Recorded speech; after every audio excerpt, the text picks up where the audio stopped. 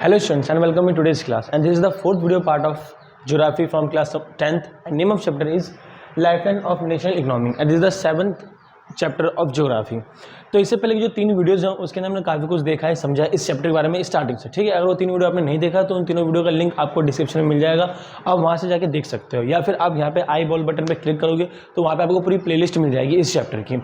तो आज की क्लास में हम इस चैप्टर का नेक्स्ट टॉपिक करने वाले हैं, नेक्स्ट ट्रांसपोर्टेशन भी करने वाले हैं, जो कि है pipeline. Pipeline are using for the transportation of crude oil, petroleum product and natural gas from oil and natural gas field to refineries, fertilizer factories and big thermal power plant. तो सबसे पहले हम ये समझते हैं पाइपलाइन है क्या। तो बेसिकली मैं आपको ये बता दूं, पाइपलाइन एक नया ट्रांसपोर्टेशन है। अगर शॉर्ट में बात करूं तो pipeline one of the newest transportation way है सामान को एक जगह से दूसरी जगह लेके आने का। पहले के टाइम पे पाइपलाइन का यूज सिर्फ वाटर को एक जगह से दूसरी जगह सप्लाई करने के लिए किया जाता था, जैसे कि वाटर टैंक से घरों के अंदर सप्लाई करने के लिए, इस तरह से, या फैक्ट्री के अंदर सप्लाई करने के लिए यूज़ किया जाता था। लेकिन जैसे जैसे टाइम आगे बढ़ा, पाइपलाइन का यूज़ अदर तरह की चीज़ों को भी ट्रांसपोर्ट करने के लिए यूज़ किया जाने लगा। जैसे कि यहाँ पे आप देखो लिखा हुआ है crude oil, petroleum product and natural gas, इनको भी ट्रांसपोर्ट करने के लिए पाइपलाइन का ही यूज़ किया जाता है। इनको कहाँ ट्रांसपोर्ट किया जाता है? इनको बेसिकली किया जाता है रिफाइनरीज में। रिफाइनरीज वो जगह होती हैं जहाँ पे क्रूड ऑयल को रिफाइन करके अदर पेट्रोलियम प्रोडक्ट में कन्वर्ट किया जाता है। वहीं पे दूसरी जो आती है वो है फर्टिलाइजर प्रोडक्ट। फर्टिलाइजर प्रोडक्ट जहाँ पे फर्टिलाइजर आपके बनते हैं, फर्टिलाइजर फैक्ट्रीज, वहाँ पे इनको ट्रांसपोर्ट किया जाता है। एंड दूसरा आता है big thermal power plant. Big thermal power plant का मतलब यहाँ बेसिकली ये है, आपने बहुत बड़े बड़े बड़े पावर प्लांट देखे होंगे जहाँ पे हीट को स्टोर करके उसको इलेक्ट्रिसिटी में कन्वर्ट किया जाता है। ये भी एक न्यूली तरीका है हीट को इलेक्ट्रिसिटी में कन्वर्ट करने का। ठीक है, तो मेरे कहने का मतलब बेसिकली यहाँ पे है, चाहे आपके पास क्रूड ऑयल हो, चाहे पे पेट्रोलियम हो, चाहे या फिर वाटर हो, तो इन सभी अलग अलग चीज़ों का यूज एक जगह से दूसरी जगह ट्रांसपोर्ट करने के लिए पाइपलाइन का यूज किया जाता है। ये आपको ध्यान रखना है। ठीक है, अब ये पाइपलाइन ऐसा ट्रांसपोर्टेशन है जो आपको आसानी से देखने को नहीं मिलेगा। क्यों? क्योंकि ये सारी जमीन के अंदर से जा रहे होते हैं। ठीक है, फॉर एग्जाम्पल मान लो आपका घर है, आपके घर में भी कहीं ना कहीं हल्का सा ही पाइपलाइन यूज किया होगा। जैसे आप अपने घर की टोटी खोलते हो तो वहां से पानी आना चालू हो जाता है, वो भी एक तरह का क्या है, पाइपलाइन है, जो कि आपके घर के अंदर लगा हुआ है। अब वो पाइपलाइन आपको दिखता नहीं है, बट आपके घर के अंदर वो पाइपलाइन है। तो वो तो छोटा सा एग्जाम्पल हो गया, लेकिन पूरे इंडिया के अंदर सड़कों के अंदर बहुत सारे पाइपलाइन हैं जो एक स्टेट से दूसरे स्टेट तक सामान को ट्रांसपोर्ट करने के लिए यूज किए जाते हैं। ये आपको ध्यान रखना है। ठीक है, नेक्स्ट ये कहता है solid can transport through pipeline when converted into slurry. ठीक है, यहाँ पे ये कहा गया है, अब आपके माइंड में ये आएगा कि पाइपलाइन के थ्रू सिर्फ हम लिक्विड चीज़ों को ट्रांसपोर्ट कर सकते हैं। आंसर बिल्कुल सही है कि लिक्विड चीज़ों को ट्रांसपोर्ट किया जा सकता है, बट कुछ तरीके ऐसे हैं जिसमें सॉलिड को भी एक जगह से दूसरी जगह पाइपलाइन के थ्रू ट्रांसपोर्ट किया जा सकता है।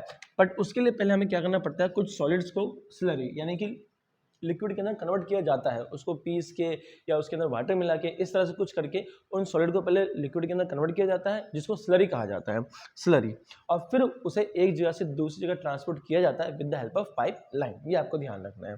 नेक्स्ट पॉइंट क्या कहता है, the far inland location of refineries like Barauni, Mathura, Panipat and gas based fertiliser plants could be only because of pipeline. ठीक है, देखो आपने बड़े बड़े गैस बेस्ड फर्टिलाइजर प्लांट देखे होंगे, जो कि बरौनी में भी होगा, बिहार के अंदर है, मथुरा में होगा, यूपी के अंदर है, और पानीपत में होगा, जो कि हरियाणा के अंदर है। तो इन सभी जगह पे जो बड़े बड़े गैस बेस्ड फर्टिलाइजर प्लांट्स लगे हैं वो इससे लगे हैं क्योंकि पाइपलाइन पॉसिबल है। पाइपलाइन है तभी इन इलाकों के अंदर बड़े बड़े गैस बेस्ड पावर प्लांट लगे हुए हैं, जिसके थ्रू क्या होता है कि पाइपलाइन का यूज करके उन गैस को एक जगह से दूसरी जगह ट्रांसफर किया जा सकता है। ये आपको ध्यान रखना है। अब देखो नेक्स्ट तीन टॉपिक क्या है, from oil field in upper Assam, from सलाया in Gujarat, and यहाँ पे है हजीरा विजयपुर जगदीशपुर। ये तीन क्या है, तो ये तीन बेसिकली आपके बड़े और सबसे बड़े लार्जेस्ट प्लांट्स हैं जिनके अंदर पाइपलाइन का बहुत ज़्यादा यूज होता है लिक्विड को एक जगह से दूसरी जगह ट्रांसपोर्ट करने के लिए। ठीक है, तो इंडिया के अंदर बेसिकली ये तीन ट्रांसपोर्ट के बड़े बड़े जाल बिछे हुए हैं पाइपलाइन के थ्रू। देखते हैं कौन कौन से हैं। तो पहला जो आता है फ्रॉम ऑयल फील्ड इन अपर आसाम, आसाम के अंदर ऑयल फील्ड से अलग अलग जगह पे जो लिक्विड को ट्रांसपोर्ट किया जाता है वो पाइपलाइन के थ्रू किया जाता है। कहाँ कहाँ किया जाता है देखते हैं। तो ऑयल आसाम से कानपुर यूपी के अंदर, ठीक है, वाया गुवाहाटी, बरौनी एंड इलाहाबाद। यहाँ पे ये कहा गया है कि एक बहुत बड़ा पाइपलाइन जो कि आसाम से लेकर कानपुर तक बिछा हुआ है, किस चीज़ के लिए, ऑयल को ट्रांसपोर्ट करने के लिए। अब आसाम से लेकर कानपुर तक जो बड़ा पाइपलाइन बिछा हुआ, बीच में कुछ और रास्ते भी आते हैं जहाँ पे इन पाइपलाइन के थ्रू ऑयल को ट्रांसपोर्ट किया जाता है, जैसे कि गुवाहाटी हो गया आसाम के अंदर ही, बरौनी बिहार के अंदर, इलाहाबाद यूपी के अंदर। ये आपको ध्यान रखना है। फिर और क्या कहता है, it has branches from Barauni to Haldia via Rajbandh to Maurigram and Guwahati to Siliguri. अभी ब्रांचेस का मतलब क्या है, देखो समझो, जो अपर आसाम है, अपर आसाम से सीधा कानपुर तक एक पाइपलाइन बिछी हुई है और सारा जो ऑयल है वो आसाम से कानपुर तक जाता है, बीच में गुवाहाटी, बरौनी और इलाहाबाद में भी ट्रांसपोर्ट किया जाता है। ठीक है, अब ब्रांच का मतलब ये होता है कि आसाम से बहुत सारा ऑयल जो बरौनी के अंदर है वो ट्रांसपोर्ट किया जाता है, ठीक है, पाइपलाइन के थ्रू, और वहाँ पे स्टोर किया जाता है, और बरौनी के अंदर बहुत सारा ऑयल स्टोर करने के बाद आसाम से वहाँ से फिर अलग अलग जगह पे भेजा जाता है, जैसे कि हल्दिया हो गया, ठीक है, राजबंद हो गया, चाहे हल्दिया हो, राजबंद हो या मोरीग्राम हो, ये सब आपके कहाँ है, वेस्ट बंगाल में, या फिर सिलीगुड़ी है, ये भी वेस्ट बंगाल में, बाकी गुवाहाटी आपको पता ही है ये तो आसाम के अंदर है, ये आपको ध्यान रखना है, बरौनी बिहार के अंदर है। ठीक है, मान लो अगर इन जगहों में से किसी भी जगह पे आप रहते हो तो कमेंट करके जरूर बताओ, ठीक है, और ये भी बताओ कि क्या आपने इन इलाकों पे कोई ऐसे बड़े बड़े ऑयल फील्ड देखे हैं या नहीं। नेक्स्ट टॉपिक क्या कहता है, फ्रॉम सलाया इन गुजरात। देखो जैसे आसाम से एक बहुत बड़ा पाइपलाइन बिछा हुआ है और जो अलग अलग जगह पे गैसेस को, ऑयल को ट्रांसपोर्ट करता है पाइपलाइन के थ्रू, जो अभी हमने देखा। इसी तरह से गुजरात के अंदर भी एक जगह है सलाया, ठीक है, तो गुजरात के अंदर जो सलाया है वहां से भी एक बहुत बड़ा पाइपलाइन बिछा हुआ है और वहां से भी इंडिया के अलग अलग जगह पे क्या भेजा जाता है, अलग अलग जगह पे इन लिक्विड चीजों को ट्रांसपोर्ट किया जाता है। तो क्या है, गुजरात से जलंधर जो कि पंजाब के अंदर है, ठीक है, अब एक बहुत बड़ा पाइपलाइन है जो कि गुजरात के सलाया से पंजाब के जलंधर के बीच बिछा हुआ है। अब इन बीच के इलाकों में कुछ और जगह है जहाँ पे इन पाइपलाइन के थ्रू ट्रांसपोर्ट किया जाता है, जैसे कि विरामगाम हो गया, विरामगाम जो कि गुजरात के अंदर ही है, मथुरा यूपी के अंदर, दिल्ली पता ही है आपको, सोनीपत हरियाणा के अंदर। तो एक बहुत बड़ा पाइपलाइन है जो कि गुजरात के सलाया से लेकर पंजाब के जलंधर तक बिछा हुआ है और बीच में कहीं और जगहों पे इनको ट्रांसपोर्ट किया जाता है, जैसे विरामग्राम हो गया, मथुरा हो गया, दिल्ली हो गया एंड सोनीपत हो गया, ये आपको ध्यान रखना है। अब जैसे आसाम का ब्रांच बरौनी से था, ऐसे गुजरात के सलाया का भी ब्रांच कहाँ से है, कोयली से है, ठीक है, कोयली कहाँ है, तो कोयली बेसिकली आपका ये भी गुजरात के अंदर ही है। तो गुजरात के सलाया से पहले बहुत सारा गैस जो है वो कोयली में ट्रांसपोर्ट किया जाता है और वो कोयली में स्टोर होने के बाद उनको दूसरी जगह पे भेजा जाता है, जैसे कि चक्षु, चक्षु जो कि राजस्थान के अंदर है, और अदर प्लेसेस पे भी ट्रांसपोर्ट किया जाता है पाइपलाइन के थ्रू, ये आपको ध्यान रखना है। तो ये हो गया दूसरा बहुत बड़ा पाइपलाइन बिछा हुआ जो कि इंडिया के अंदर। अब तीसरा देखते हैं क्या कहता है, the first 1700 kilometre long Hazira Vijaypur Jagdishpur. ठीक है, देखो हजीरा विजयपुर जगदीशपुर, जिसको HVJ या फिर HBJ भी कहा जाता है, ठीक है, हजीरा विजयपुर जगदीशपुर, ठीक है, विजयपुर को बी वाला विजयपुर को या फिर बी वाला विजयपुर को, दोनों सेम ही है, ठीक है।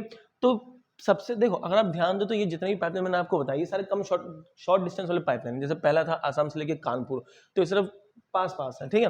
फिर दूसरा है आपका यहाँ से गुजरात के सलाया से लेके पंजाब के जलंधर तक, ये भी क्लोज था। लेकिन जो ये वाला है ना, ये बहुत ही बड़ा पाइपलाइन है, तो आप ये कह सकते हो इंडिया के अंदर सबसे बड़ा पाइपलाइन, इतना बड़ा जो बिछा था वो हजीरा विजयपुर और जगदीशपुर के बीच में बिछा था। अब ये कहाँ कहाँ है जरा हम इसको देखते हैं।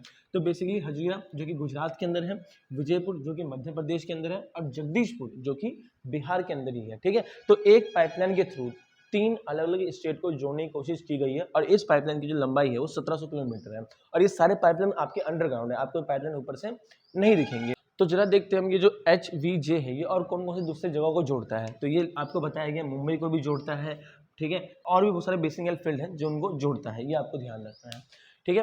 तो ये था हमारा थर्ड ट्रांसपोर्टेशन जो कि पाइपलाइन, और इसी थर्ड ट्रांसपोर्टेशन के साथ जो हमारा लैंड डोमेन वाला पार्ट था, अगर याद हो तो फर्स्ट वीडियो पार्ट में बताया था लैंड डोमेन, और लैंड डोमेन के अंदर मैंने 3 आपको ट्रांसपोर्टेशन बनाए थे, एक रोडवेज, दूसरा रेलवेज और तीसरा पाइपलाइन। तो तीनों ही ट्रांसपोर्टेशन जो कि लैंड डोमेन में आते हैं वो खत्म हो गया। अब नेक्स्ट क्लास हम सेकंड डोमेन चालू करेंगे, दैट इज वाटर वे, ठीक है। तो आई होप आज की सारी कहानी, सारा चैप्टर, सारा टॉपिक आपको समझ में आ गया हो। कुछ समझ में ना आया हो, कोई डाउट हो तो आप कमेंट कर सकते हो, मैं वहाँ पे आपके डाउट को क्लियर कर दूंगा, ठीक है। बाकी मिलते हैं नेक्स्ट क्लास के अंदर, and till keep smiling and keep learning. Thank you.